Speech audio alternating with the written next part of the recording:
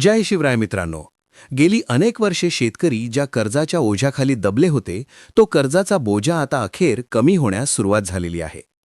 अनेक शेतकरी 10 ते 12 वर्षांपासून भूविकास बँकेच्या कर्जामुळे अडचणीत होते आणि त्यांच्या सातबाऱ्यावर बोजाची नोंद कायम होती.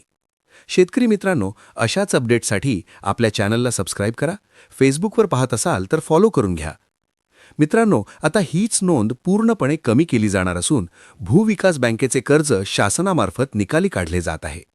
या कर्जमाफीबाबत आपण आधीही अनेक वेळा माहिती घेतली होती.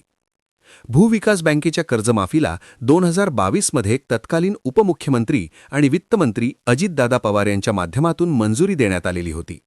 यानंतर नोव्हेंबर 2022च्या शासन निर्णयानुसार भूविकास बँकेचे कर्ज माफ करण्यासोबतच त्या बँकेच्या कर्मचाऱ्यांच्या वेतनासाठीही तरतूद करण्यात आलेली होती. यानंतर पुढील काळात भूविकास बँकेचा परवाना रद्द करण्यात आला. राज्यातील सर्व शेतकऱ्यांचे कर्ज शासनाने परतफेड करण्याचा निर्णय घेतला आणि त्यासाठी आवश्यक निधीही मंजूर करण्यात आला. मात्र निधी वितरित होऊन देखील अनेक शेतकऱ्यांच्या सातबाऱ्यावरून कर्जाचा बोजा कमी करण्यात आलेला नव्हता. यामुळे शेतकरी मोठ्या चिंतेत होते. अखेर आता या प्रक्रियेला गती मिळालेली आहे. फेब्रुवारीपासून शेतकऱ्यांच्या सातबाऱ्यावर असलेली भूविकास बँकेची बोजाची नोंद कमी करण्यास सुरुवात करण्यात आलेली आहे. नांदेड जिल्ह्यातील जिल्हाधिकारी यांच्या माध्यमातून सर्व तहसीलदारांना याबाबत स्पष्ट निर्देश देण्यात आलेले आहेत.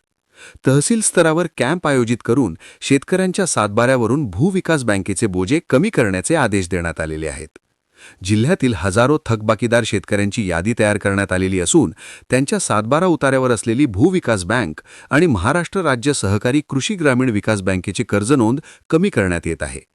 शासन निर्णयानुसार या बँकांकडून कर्ज घेतलेल्या शेतकऱ्यांची कर्जे पूर्णपणे माफ करण्यात आलेली आहेत. भूविकास बँक आणि महाराष्ट्र राज्य सहकारी कृषी ग्रामीण विकास बँकेचे सभासद असलेल्या शेतकऱ्यांना आवाहन करण्यात आले आहे. आपल्या संबंधित तलाठी आणि महसूल विभागाशी समन्वय साधून आपल्या सातबाऱ्यावरची कर्जनोंद कमी झाली आहे की नाही याची खात्री करून घ्यावी. जर काही अडचण येत असेल तर थेट आपल्या तहसील कार्यालयाशी संपर्क साधावा.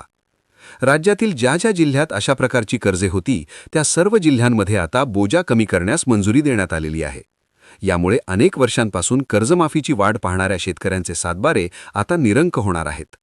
मित्रांनो, भूविकास बँकेच्या कर्जमाफी संदर्भातील हे एक अतिशय महत्त्वाचे आणि दिलासादायक अपडेट आहे. पुढेही कर्जमाफी किंवा शेतकऱ्यांशी संबंधित जे काही नवीन निर्णय आणि अपडेट असतील ते आपण वेळोवेळी जाणून घेणार आहोत. नवीन माहिती आणि नवीन अपडेटसह पुन्हा भेटू. धन्यवाद.